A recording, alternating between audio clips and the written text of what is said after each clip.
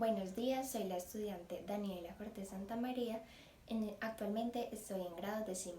El principal propósito de este video es dar a conocer las proteínas integrales y las proteínas periféricas. Espero que les guste. Los sucesivos modelos de organización de la membrana celular propuestos a lo largo de la historia han ido incorporando progresivamente a las proteínas como elementos indispensables para su estructura y función. El modelo sobre el cual se trabaja actualmente es el mosaico fluido de Singer y Nicholson. En este modelo las proteínas están dispersas en la membrana y tienen libertad de movimiento.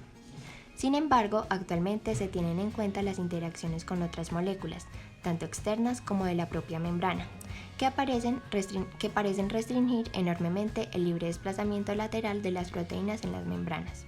Además, datos obtenidos con microscópicos de fuerza atómica sugieren cambios en los esquemas de la organización de la membrana para reflejar la cantidad de proteínas y el espacio que se ocupa. Hay multitud de proteínas en número y en tipos, distribuidas de forma selectiva por las diferentes membranas de la célula. Se pueden clasificar de diferentes formas. Si atendemos a su función, podemos hablar de receptoras, de reconocimiento, enzimas, proteínas de adición, canales, transportadoras, bombas que participan en la modificación de las membranas, etc. Algunas proteínas se pueden encuadrar en más de uno de estos tipos. Si atendemos a su disposición en la membrana, podemos clasificar las proteínas en dos grandes grupos, las integrales y las asociadas. Las proteínas asociadas también son llamadas o conocidas como proteínas periféricas. Ahora les hablaré un poco acerca de las proteínas integrales. Acompáñenme. Proteínas integrales. Las proteínas integrales son aquellas que forman parte de la membrana de manera permanente. Estas se dividen en tres grupos: las transmembrana, las integradas en una monocopia y las unidas covalentemente a moléculas que forman parte de la membrana. Transmembrana. En el siguiente esquema se muestran los principales tipos de proteínas transmembrana. Las hay con un solo tipo de cruce como la glicophone o con varios como algunos receptores.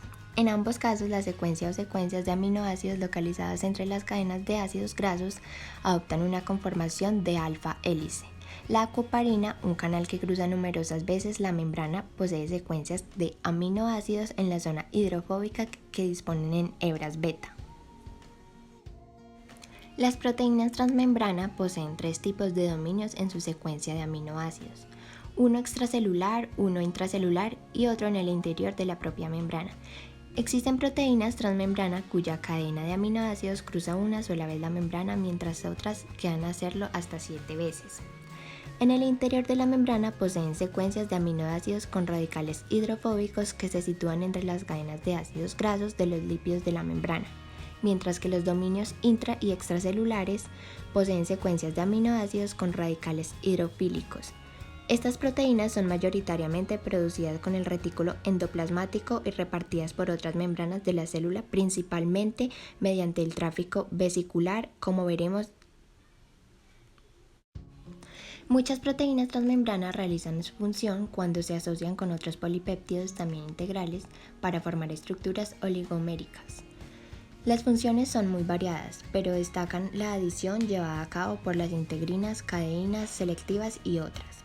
El intercambio de iones calcio, sodio o potasio entre otros lados de la membrana, como hacen las bombas de iones y los canales iónicos, los cuales permiten gradientemente hacer posible, por ejemplo, la síntesis de ATP, permitir el cruce de moléculas como glucosa por parte de transportadores.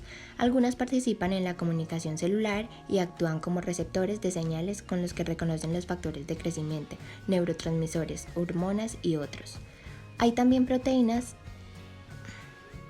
transmembrana con actividad enzimática. Como muchos receptores y las propias datapasas, la organización en dominios extracelular e intracelular permite una comunicación entre ambos lados de la membrana, lo cual hace que una información extracelular, por ejemplo una hormona reconocida por el dominio extracelular, provoque un cambio conformacional en el dominio intracelular, y eso desencadene una cascada de señales intracelulares que alteren la fisiología celular o incluso la expresión genética.